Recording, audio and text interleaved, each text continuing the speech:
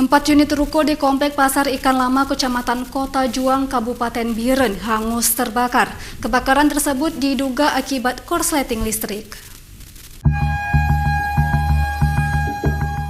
Api dengan cepat membakar 4 unit ruko yang berada di Komplek Pasar Ikan Lama, Kecamatan Kota Juang, Kabupaten Biren.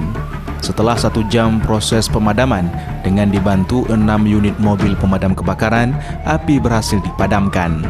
Saat mobil pemadam melakukan pemadaman di lokasi, sempat terjadi kemacetan arus lalu lintas. Setelah api berhasil dipadamkan, pemilik toko dan sejumlah warga berusaha mengeluarkan barang yang tersisa.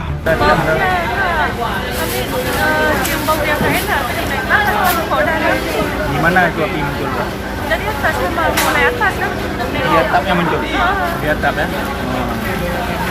Cium bau api? Cium bau api keluar terus? Sudah nggak bisa kita lagi. Langsung minta bantuan ya? Itu berapa orang tadi di dalam atau lagi jahit? Cuma di bawah sana berdua. Tapi yang kakak lihat itu bakar atapnya kan? Plafon ya? Yuliana mengatakan saat api muncul dirinya sedang bekerja menjahit pakaian di lantai 1 ruko miliknya. Di lantai 2 ruko tercium asap dan saat dipastikan bagian atap ruko sudah mulai terbakar. Dari Kabupaten Biren, Musriadi Aims melaporkan.